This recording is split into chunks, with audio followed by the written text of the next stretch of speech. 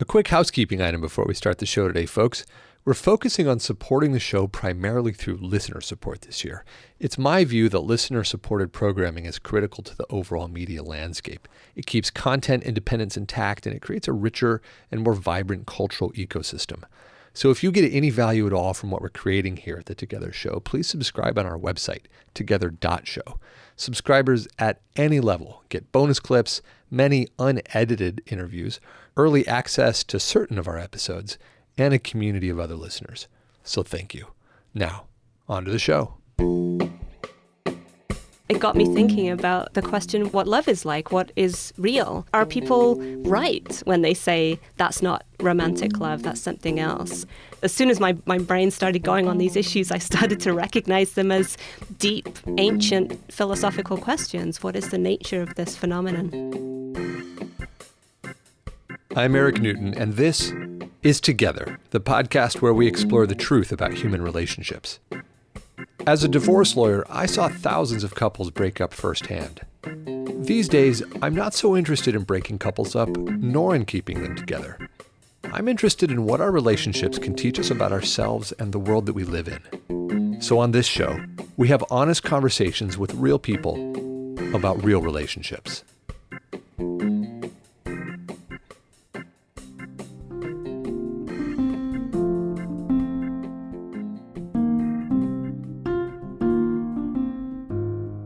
There's a debate that I often have with my good friend Peter. It's about whether academic philosophy really has any practical value in our lives. And it's a funny sort of debate because Peter and I at heart, well, we consider ourselves amateur philosophers in some sense, and admittedly we don't have any training in the form, but we love the exploration. And either way, I fall squarely on the side of the argument that says that academic philosophy shapes both cultural thought and our ongoing daily dialogue. Not exclusively, of course, but unavoidably. We need philosophers and the rigor that they bring to the discussions that inform our daily lives. It's critical, particularly in our current political environment, for all of us to consider what we mean by the words that we use and the concepts that we refer to. Academic philosophy pushes thought forward. Which brings us to our guest today, Dr. Carrie Jenkins. Dr. Jenkins is a professor of philosophy at the University of British Columbia, and she just released a book called What Love Is and What It Could Be.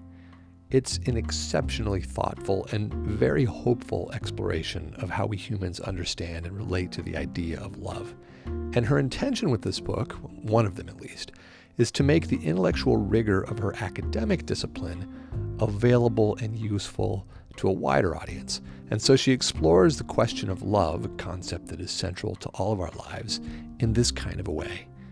And if I may say so, I think she does this remarkably well. Her book is readable, it's engaging, and it's very insightful. And it's made doubly interesting by her personal background, which is a good segue to the interview, and I'll let her fill you in on those details. But before I do, I want to mention that today's episode is a bit of a departure from our standard, and I'd love to know what you think. I contacted Dr. Jenkins because a listener asked me to interview her, and I enjoyed this conversation immensely. I'm thinking of doing quite a few more of these kind of interviews. Most of you enjoyed the interviews that we did at the end of last season with Dr. Helen Fisher. By the way, we referenced Dr. Fisher in this interview, so you may want to go back and listen to those at some point if you haven't done so. But either way, let me know if you find this conversation valuable, and if so, I'll release quite a few more. So with that, let's go to our interview with Dr. Carrie Jenkins.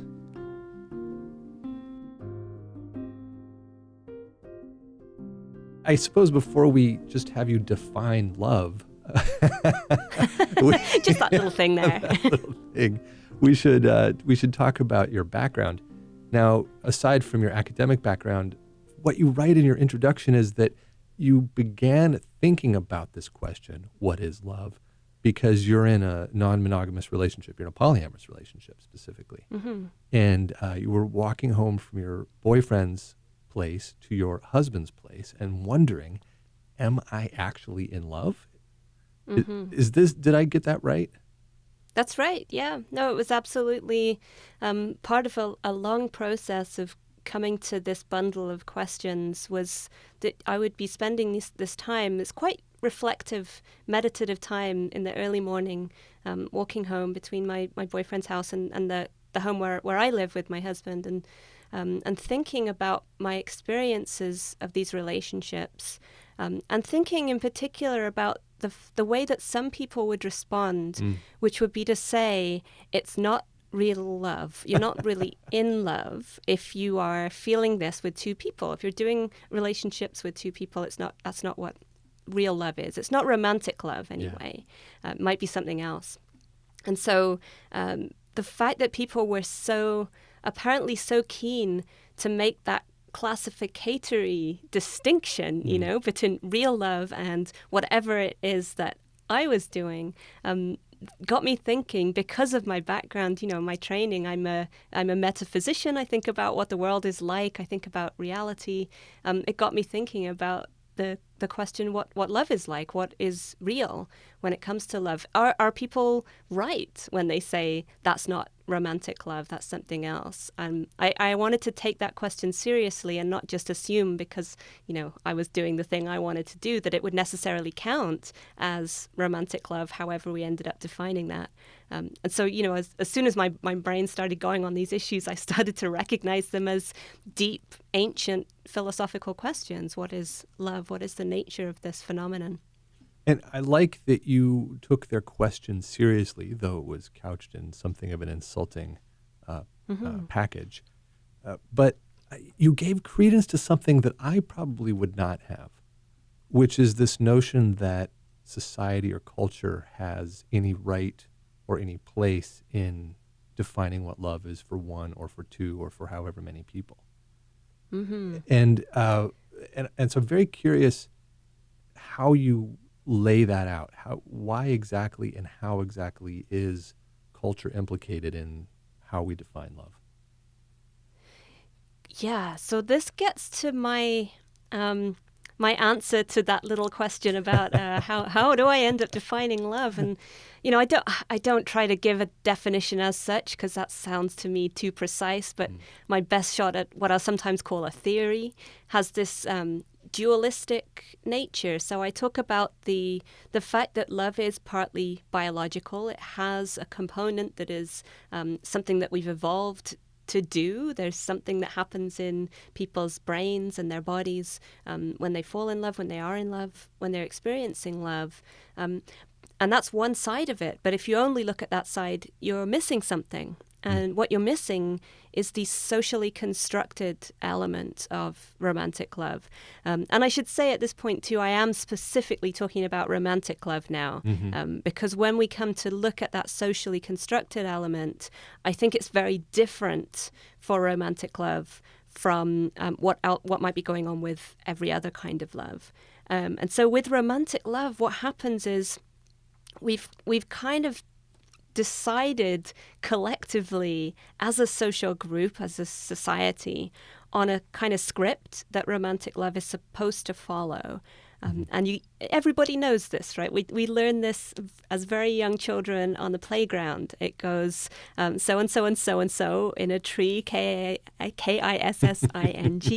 First comes love, then comes marriage, then comes baby in a baby carriage. There's the script. It's not, there's nothing very complicated about it. It's got two names in it, so two people. They're supposed to get together. There's some kissing or some other sorts of physical intimacy, then love, then marriage, then babies.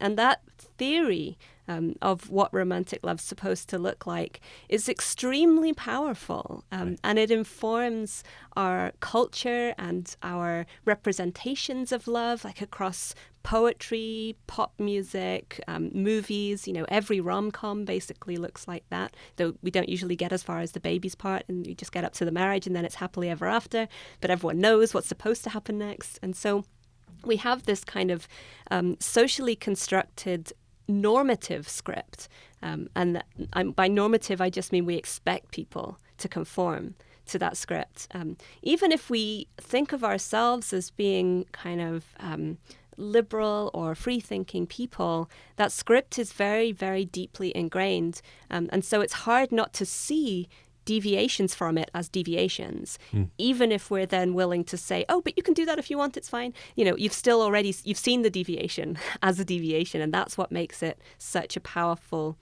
normative script. And so when I'm talking about love in this dualistic way, what I'm really interested in is that interplay between the biology, whatever it is that we have that's evolved, that's natural, and the social script that we have decided upon, that we've constructed, and that we're still constantly reconstructing and maintaining and changing gradually over time. It occurs to me that the strength and the momentum, as you say, of the cultural narrative gives credence to the biological argument. It does in some ways, yeah. So, I mean, it depends. So here's the thing. There's something going on with the reason that we have attached this script to this phenomenon is not a complete coincidence. Right, exactly. And that's why I talk about, so I use sometimes this analogy of an actor playing a role in a TV show. So the biology that we have evolved is then cast into the starring role of romantic love in this show called Modern Society.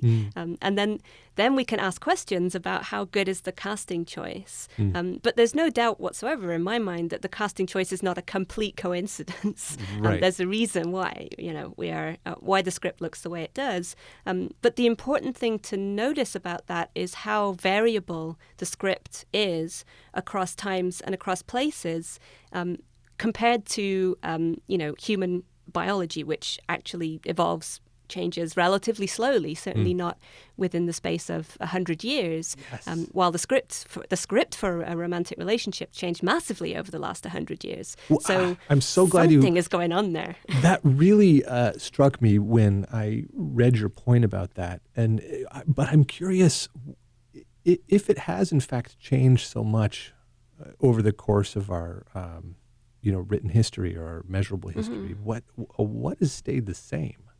I mean, do you see a through line?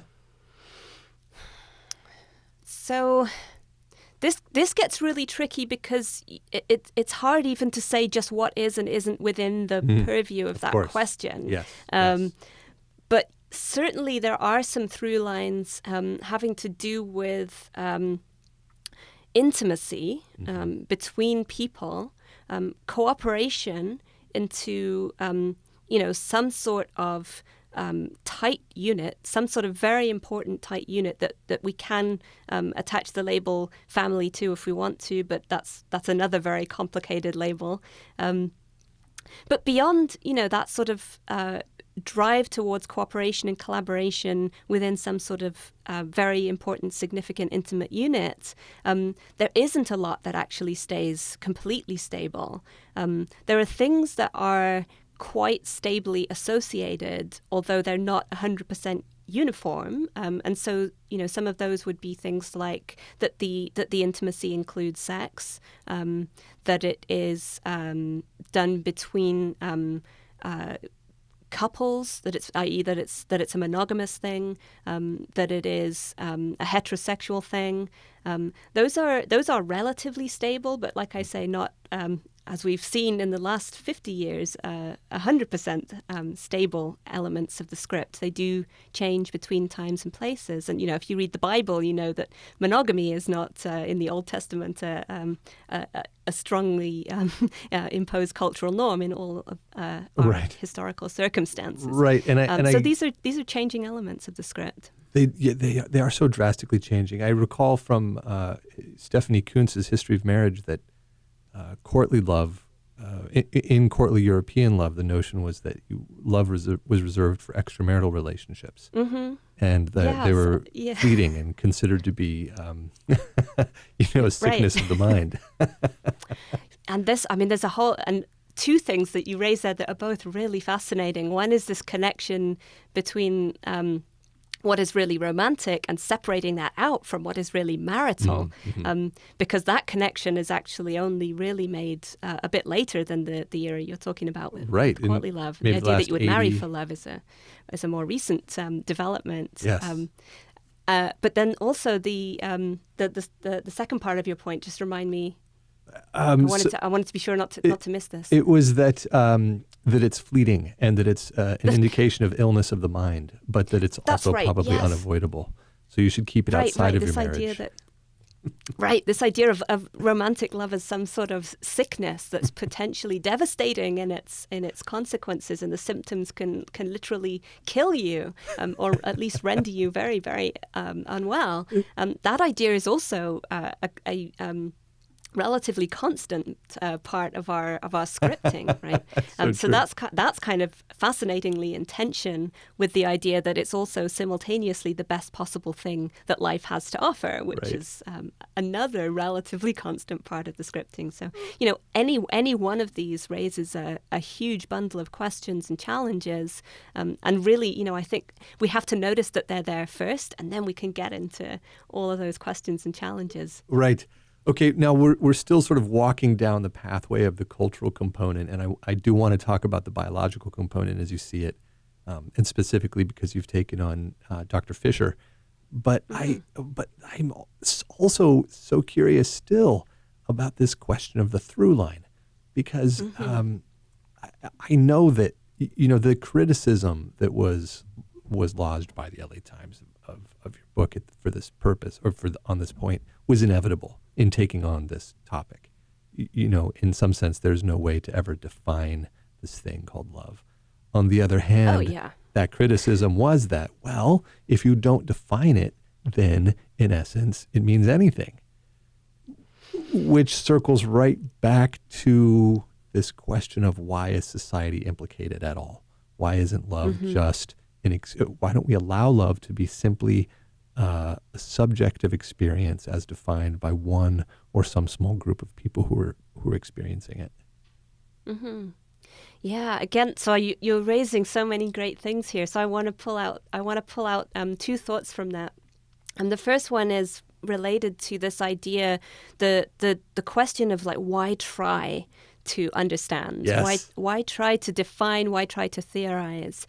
And it gets me to a concept that I'm very troubled by, and that I talk about in the book as one of my big motivations, which is the concept of the romantic mystique, and that's very deliberately named after the older idea of a feminine mystique. And the feminine mystique was sort of a second-wave feminist idea that, or rather, second-wave feminism was challenging the idea of the feminine mystique, this idea that women are incomprehensible but sort of mystical and special, and they should just kind of accept the way they naturally are without really questioning it, because you can't go against your nature, and so women should just be passive and nurturing, and that's the way to have a fulfilling life as a woman. So that bundle of ideas around femininity and womanhood, I want to say that there's a similar culturally prevalent bundle of ideas around romantic love, whereby we say similar things, that it's incomprehensible and mystical, magical maybe, but also because of that, it's special, and you should just accept the way it is, and you shouldn't challenge it, and you shouldn't critique it, and you should just let it happen, and whatever's happening is good, and you don't push back. And so that is, to me, both the feminine mystique and the romantic mystique sound like these disempowering ideologies that are promoting ignorance, deliberate ignorance, and acquiescence in the face of something that could be really wrong, that could be really damaging potentially for some people. Now, I get that. And I love, too, that you make the point that the examined life doesn't mean that the experience evaporates of life. Right. Yes, the examined life is still worth living. It's still worth living. And in fact, the examination makes it so much more rich, because fundamentally the sophistication that comes from knowing ourselves deepens our experience of life. That's my experience. But I don't know if that's answering what I was sort of inarticulately trying to get at, which is, but still, why involve culture in the definition? Society at large is always going to be motivated by its fundamental fear, which we can see in the momentum of this very limited definition of love that we're living in today. And yet two people one person is going to have experiences that don't fit that rubric, which are still love. Mm-hmm. Right. So there's this question then of, say, why not just say that really love is not the social construct, and that social construct is something else that's trying to constrain love, and that there's a tweak on my theory which doesn't say that the construct is itself what part of what love is, but rather something that stands outside it and is trying to police it. Is that the kind of view that you're thinking of? Well, now that you've articulated it, that might seem a little too strong for me. But I guess I would I sense that culture is certainly having an impact on our understanding of love. I don't think that we can remove ourselves from culture any more than we can remove ourselves from language. Our experience of ourselves is rooted in limitations and language and society and fear and all of the other things that make up who we are. So we can't pretend those away. That said, in the end, experience is subjective. And, yes. And everyone's mileage varies exactly, on these things. Right, exactly right. Yeah. And so so one person says I'm in love, and another one says no, you're not. Who wins? I say it's the person who's saying they're in love.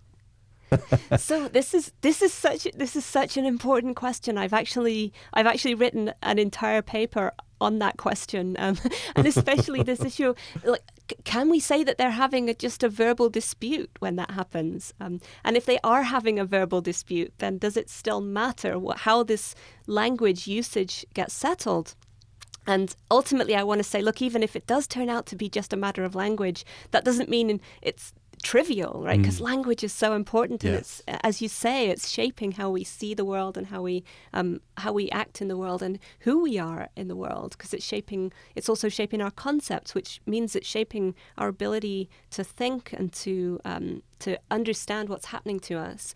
And so I'm very sympathetic to everything that you're saying about how we can be given all these messages from the society around us about what romantic love is, and then say, no, that's wrong. Actually, I reject that message that I've been given is a mistake, and I'm going to experience love in a different way. And I think that the fact that people do that is actually part of the process of social construction and social reconstruction, right? This is the reason why the social construct, as I see it, is not a static thing, but a dynamic thing over time. And it's the rebels always that drive that dynamism. It's always the people who come along and say, no, I hear you, society. Like, I see your normative script, but I raise you my reinterpretation of what that script could look like. And then, when that happens, and when enough people see that happening, which is different from it just happening. So it has to not only be happening, but it has to be seen to be happening.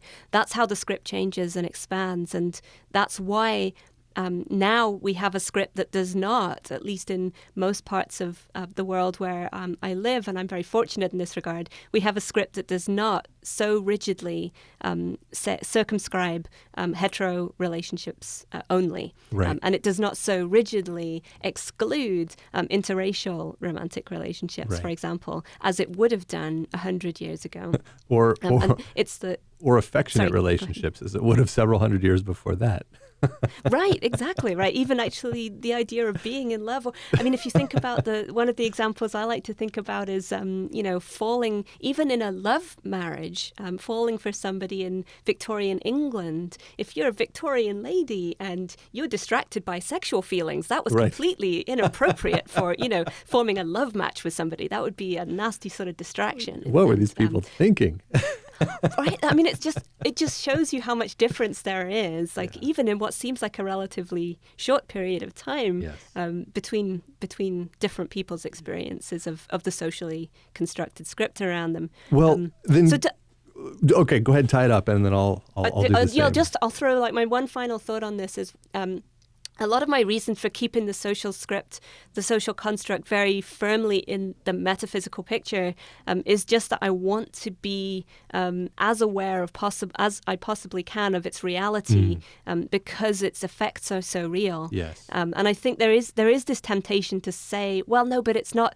If the script is not right and if it's getting things wrong in some ways, then it's not really what love is. But in some ways, I want to say no. It might actually be what romantic love is, and that might, the fact that it's getting things wrong might mean we need to get out there and change it, like an unjust law, right? It's still real, and we have to do something about it because it's real. I guess given all that, then would it be legitimate to say that the cultural component is really the process of defining the thing, but the thing itself remains subjective? The thing itself is, it depends whether you're talking about an individual's experience, which of course is subjective in the sense that it goes along with that individual, whoever it is. But the thing itself could also refer to something that is shared and an experience that is in common between lots of different people. And so, part of the reason why we try to agree on a language or concepts that we share with others is to communicate about things that are important. And so when we decide, like culturally, that romantic love is really important, that requires us to have language that we can use that will adequately convey. Nothing's perfect, but adequately convey what we're talking about. And actually, I think, one of the big problems at the moment is that we don't have that language. We actually have a big mess around the language that we use to talk about love and feelings and relationships and everything else, and sex and sexuality as well, and gender. But that's a whole other bundle of issues that's a delightful one, though.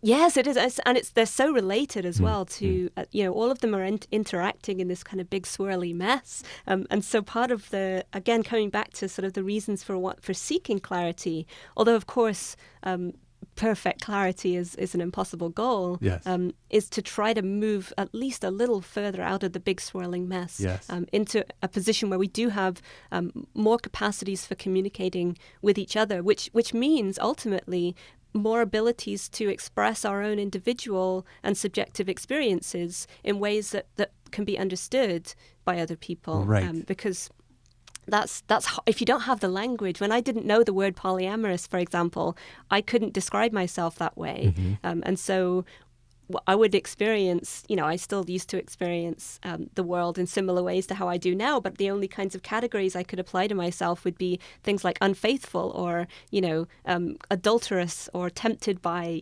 adultery or, words that sound very negative. And I didn't know a neutral sounding word to just describe what I was experiencing. And so just having the right words and knowing what the words mean is actually really important at the individual level where one's trying to sort of understand, process, and experience. Yeah, I guess that really brings me full circle. If it's a word, it by definition implicates more than one, and that in some sense is culture and community. And, of course, we need those words to be able to interact and survive. So, yes, all right, excellent. Well, let's turn back to the biological component of it for you. Yeah. So you use Dr. Helen Fisher's thinking on the sort of evolutionary biology of love as a springboard to launch into that. Essentially, the biological component is important in the discussion, but it doesn't completely answer the question for us. Is that right? That's exactly right. And so Helen Fisher is she's a very interesting figure from my perspective, partly because she had already succeeded in finding the words to convey difficult and complicated research to a broad audience, and she was doing that. She was out there doing that in the world. So she was quite inspiring in that respect.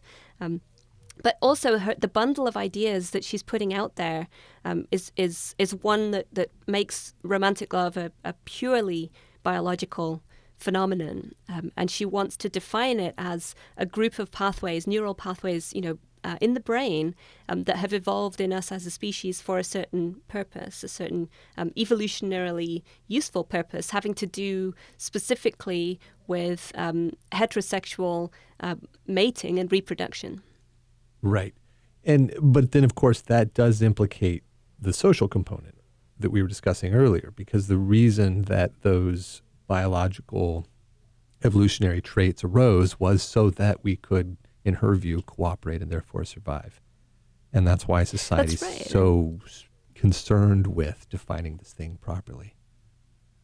I think, so on her view, so we have evolved this mechanism that brings a man and a woman together for long enough to form a distinctive bond with each other that is going to enable a kind of attachment that then enables them to raise a child together through infancy.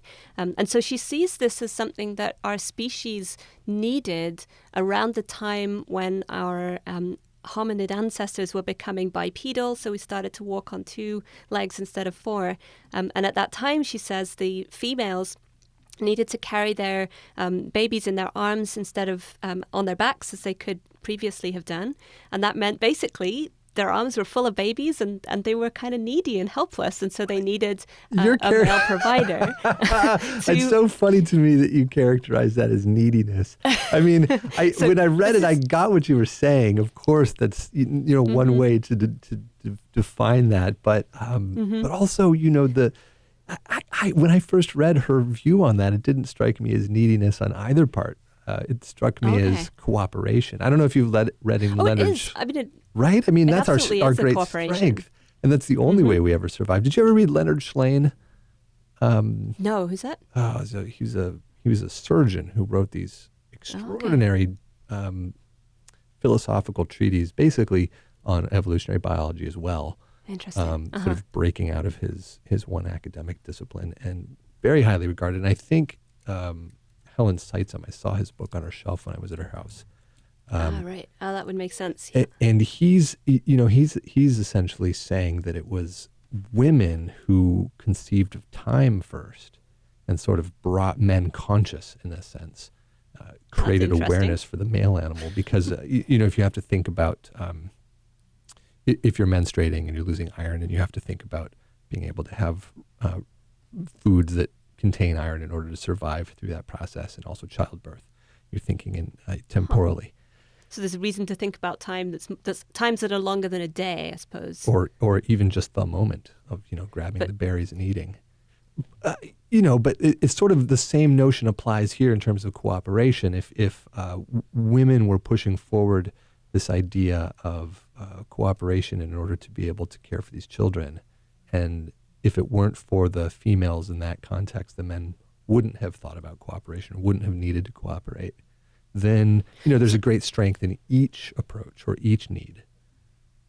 There's absolutely, so I mean, this is the one thing I want to say about Helen Fisher's picture. It's not exactly that, that of course never happened, but what it means is that she's focusing in on one particular dynamic and type of romantic love, whereby what you see is, a hetero-reproductive monogamous couple with a gendered division of childcare labor. And all of those are just the features of normative sexuality and reproduction and marriage that we happen to have right now. Yeah. And so the fact that, for example, there are lots of other ways of approaching childcare than leaving the woman to do all of it on her own while, everything else is handled by someone else, doesn't seem to be well predicted by the biological theory that she's developing. So she's sort of speaking in a way that makes it sound like the only option was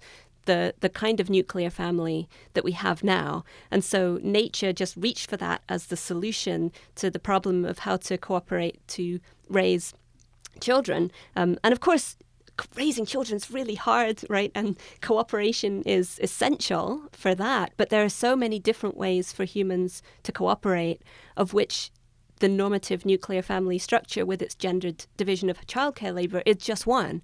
And what we actually see in the human species across all these different times and places is variety, is diversity in family structures, and even possibly whether a society is structured into families at all, as opposed to being more community based.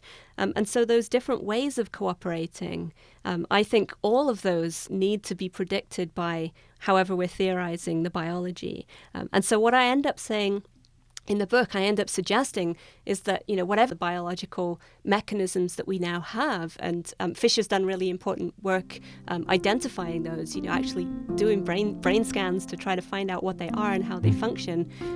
Whatever they are, they're capable of doing many, many different things for us, of generating many, many different kinds of bonds, of loving bonds, besides the one that she kind of focuses in on as the primary or the standard model, as I call it, which is the nuclear family, the structure that happens to be most familiar here and now.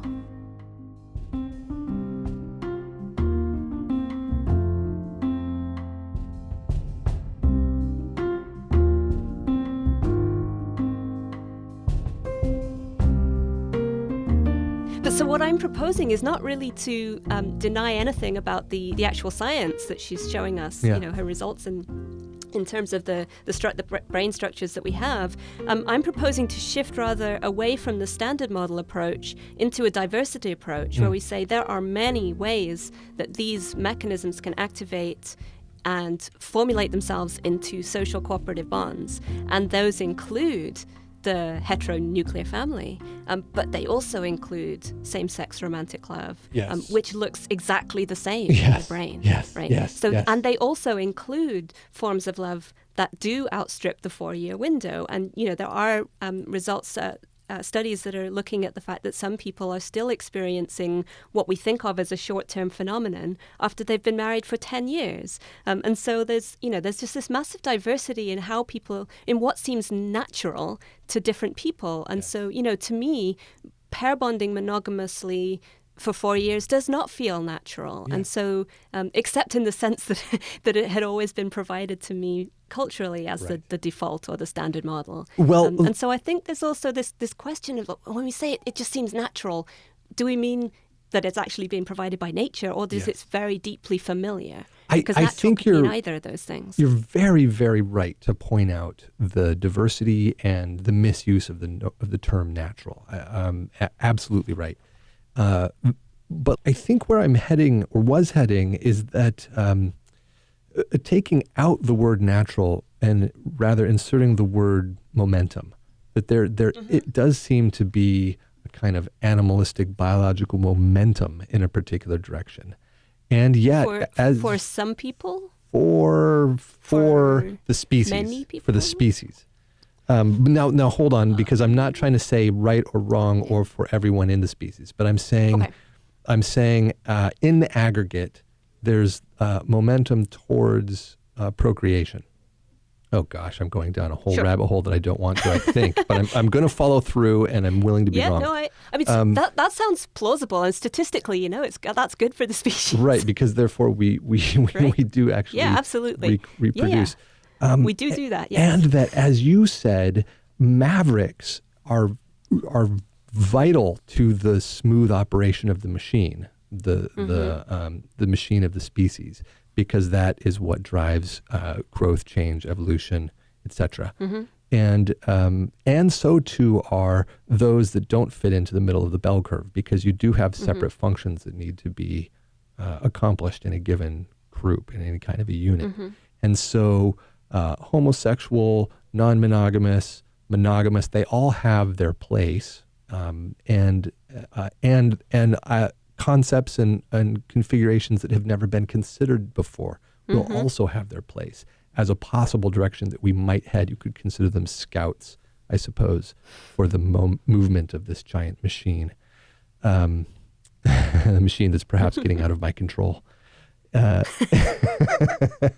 See, so I mean, you're talking about the social machine or the biological one?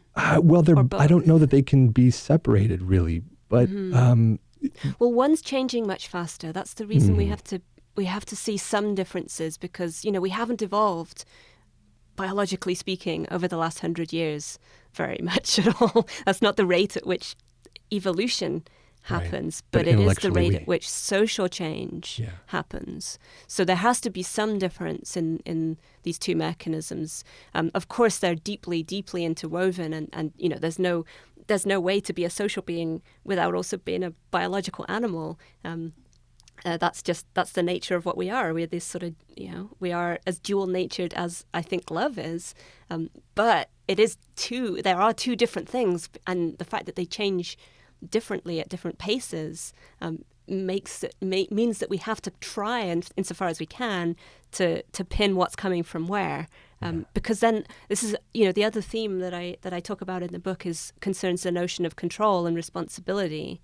What kinds of control and responsibility we have depend really heavily on our answers to this question of what's coming from where, what's coming from the social side of the scripting, and what's coming from biology and evolution, which is not to say one of those we can control and the other one we can't. That's also, I think, there's this tendency to go deterministic about the biological, which is also a mistake, and there are lots of biologically natural phenomena that we don't just put up our hands and say, oh no, cancer, well, I guess I'll just die then. Or, getting eaten by a bear is very, very natural, but not something that we just kind of acquiesce to and allow to happen. We try to avoid that. So both sides of the coin are potentially controllable. Yes. But how we would go about exercising our responsibility to make them the best they can be would look very different. Got it. Yes, yes. Well, let me just say, you do such a fantastic job of keeping this dialogue going. You've created such an extraordinary platform for jumping off into this conversation. Let's turn Thank you so much. Absolutely. Let's turn to your personal experience for a bit. Sure. Mm-hmm. Now, I would imagine that even exploring this topic has caused some blowback, not to mention the fact that you're non-monogamous, which also must cause some extraordinary blowback. Can you talk about what's happened in your experience? Yeah. So since the book came out, one thing to know about me is I'm actually naturally quite an introverted person. So when the book came out, I was aware that I was going to have to be, a fake extrovert for a while and try to get lots of attention because I want the book to get attention. And the way for that to happen is for me to take it out there and say, hey, everyone, look at me, look at this. Yeah. And so, it's actually quite a challenge to me to process even the good kinds of attention, right? So this is a book that gets, I guess a project more generally, that gets quite polarized responses. There are big enthusiastic fans, and that's great, and I'm very grateful for their support. And then there are people who are obviously very angry and very deeply upset in ways that I don't fully understand by what I'm doing and what I'm saying. And the result of that latter phenomenon is that I do get hate mail of various kinds and nasty comments and horrible messages, and these fall into I could almost sort of list off the camps of the sort of the misogynistic ones, yes. the slut shaming yes. ones, the racist ones, which these were a shock to me because I hadn't thought about it, but my partners are Asian and half white, half Asian, and in some of the visual media that's become obvious. And then I've gotten hate mail about being in interracial relationships, which I wasn't expecting, partly because I think it's part of my privilege as a white person that I move through the world without having to anticipate racism as soon as you get in the public eye. So that one was kind of a shock to me. So then there are the people who are... Sorry, go ahead. Well, I was going to ask, I mean, it's horrendous, and it's so, at the same time, inevitable. I mean, I can tell you at our magazine, we get the same sort of thing. We publish and publish articles and do these talks on love and relationships of all kinds. And maybe 5 or 8% is about non-monogamy. But we publish something about non-monogamy, it gets more page views than you can imagine. And that is so interesting.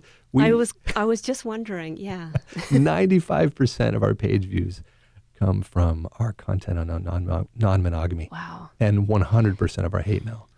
And Really? yes, and our editor on the magazine side wrote a memoir called The Wild Oats Project about her experience with non-monogamy and the slut shaming that she gets for just having even considered the possibility is extraordinary. And so I'm curious, what do you attribute that to? Okay, good. So basically, the way that I've processed all of this right now, and sometimes it works, is to think of this as a big research project in which I am seeing in real time the functioning of the mechanism that socially polices the social script, the construct that we have now. And I'm so interested in the fact that so much of your attention generally, but especially the hate mail, comes when you tackle issues around non-monogamy, because there's something there, I think, that is really getting at the core. There's a deep core norm of what we're currently constructing as romantic love that is being challenged there. And in the book, I make some moves towards trying to understand what that might be. And the closest I can get to it at the moment is that it forces an evaluation of what has, I think, become now a deeply hidden, a deeply buried ideological contour in our ideas of romantic love, which has to do with the possession of another person. The idea that you possess someone when they're your partner.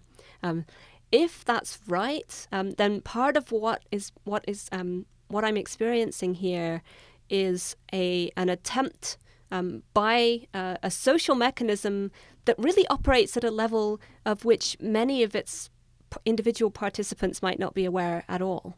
It's a large-scale phenomenon, but this social phenomenon trying its best to push me back into the box of being the possession of, let's say, my husband.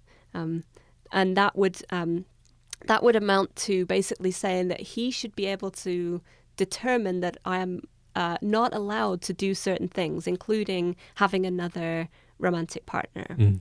He should be able to have that kind of limiting control over my autonomy, because that's what romantic love is. And I think it's interesting that the gender dynamics of this do skew differently for women than for men, although in some sense, of course, that ideological idea has gotten itself in well in the thought that I should have the same controls over his autonomy.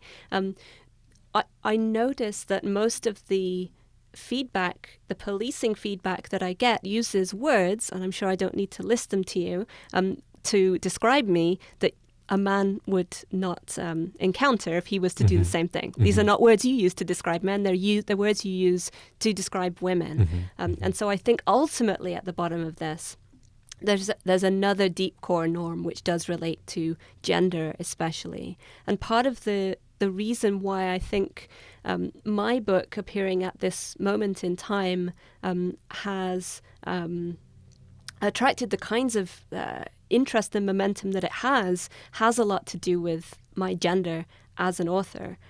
The fact that I'm a woman challenging a deep core norm of what romantic love is that's related to ultimately the possession of women as property in a way that's gotten itself so deeply buried that we can hardly see it anymore. Yeah, and there is without question a gender-derived component of all of this, and the anger is definitely mostly directed at women along these lines. But it's interesting that you go right to the possession notion. I mean, I would go, and maybe it's because of my privilege as a male that I don't have to face that, but I think of it in terms of that whatever structure exists at any given time, the human animals that we all are really think that structure is vital to our survival. On an unconscious level, we believe that this is how we survive, this social structure. Right. And so when anybody wants to challenge that social structure in any way, we push back against them. And then in this case, it's even deeper because our DNA is implicated. Our right, our biological desire and right to procreate is also implicated, because this is the structure by which we allow that to happen, for right or wrong, or better or worse. I think that's right. But if you're kind of you're the pattern of feedback that you get is really interesting to me, because you must interview and talk about other kinds of non-normative relationship practices, right? Yeah, but there's something about this one in particular. Well, it is on the cutting edge right now. Yes, there is something about this, because nobody blows back on interracial relationships, on even on the transgender relationships we've had. Really, we don't get any negative feedback. It's the polyamory gets the clicks and the negative feedback. But I do think it's because we've talked about that other stuff. We've dealt with it culturally, at least in the West, at least in the last couple of years, and we're moving very quickly. Non-monogamy, it's the cutting edge. It's the bleeding edge. The thing about non-monogamy that the monogamists have to learn, and I'm in that category at least now, is, for the non-monogamous, there are so many more data points of relationship dynamics at play in any given slice of time, that there's just immense insight into how relationships work, and we all have the opportunity to benefit from that. But that's interesting, yeah. But nobody is paying attention yet, because it's still the penultimate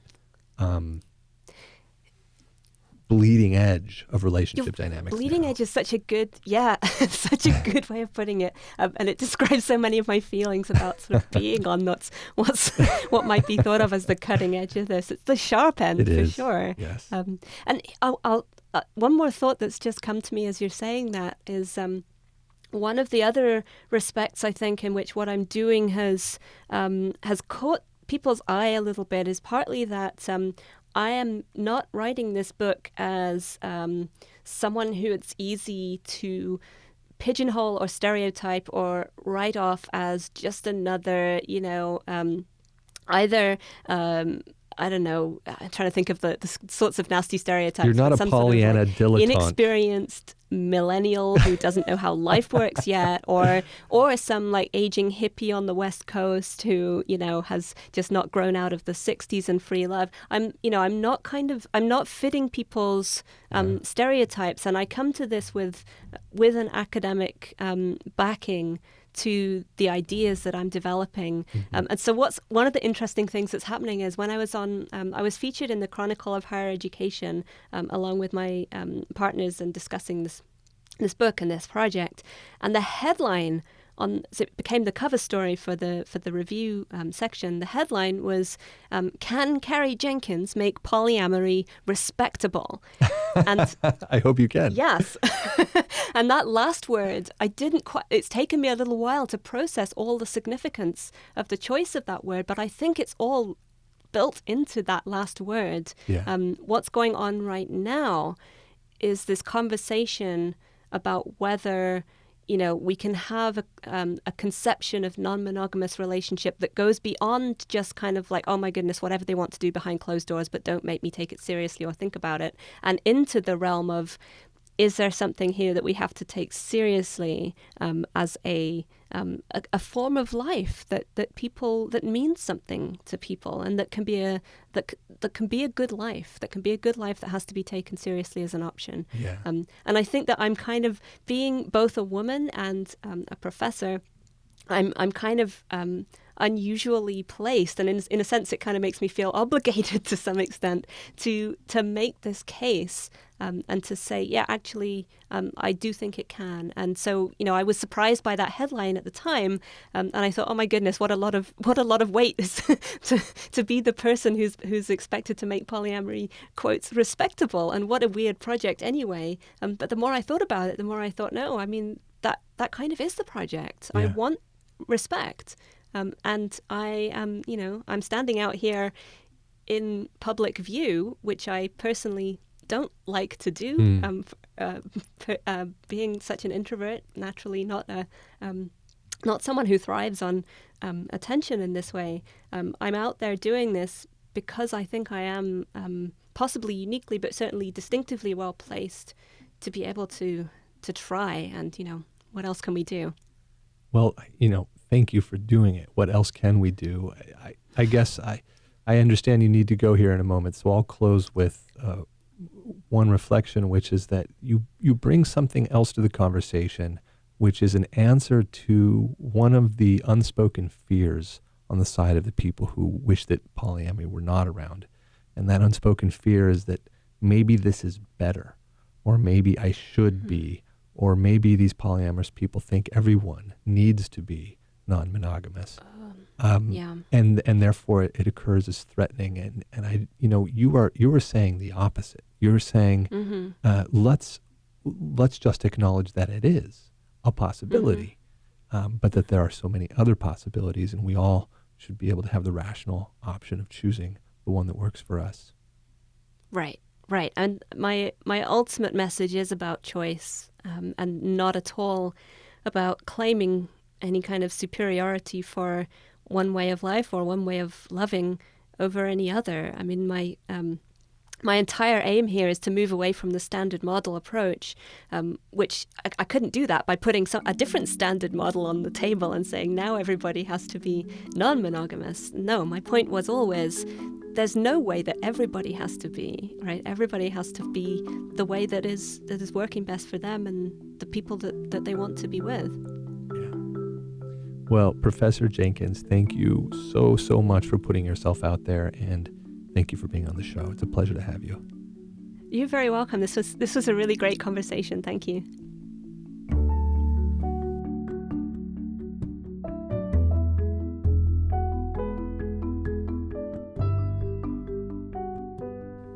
Professor Jenkins is carrying forward a cultural torch, and we all need her to do it. Not only is she doing the heavy lifting of bringing academic rigor to the conversation about love, something that impacts all of us every day, but she's also acting as a cultural maverick of sorts by living the only life that she can do as a polyamorous person. If it weren't for people like Dr. Jenkins doing what they do, we would all be frozen in time. As she said, it's the mavericks who create cultural dynamism. Now, as I mentioned at the beginning of the program, her book is very well written. It's an absolute delight to read, and I highly suggest that you pick it up. You can find her book, What Love Is and What It Could Be, on her website or any major retailer or at Amazon. And I'll have links to it in our show notes. And you can find her personal website at carriejenkins.com. That's CarrieJenkins.com, and I'll have a link to that in our show notes as well. If you like what you heard on the show today, there are two things that you can do to support us. The first, leave us a review on iTunes. It's free and it's very helpful to us. The second is become a subscriber. We would love your support. As a subscriber, you'll get bonus content, unedited interviews, early access to some of our episodes, and a community of other listeners. So thank you. You can find links to all of that on our website at www.together.show. You can also find us on Twitter and Instagram at together_show. Our Facebook page is facebook.com/togethershow, or you can email me at host@together.guide. The music on this episode is provided by Blue Sessions, and you can find their website at sessions.blue. That's all for today, folks. See you next week.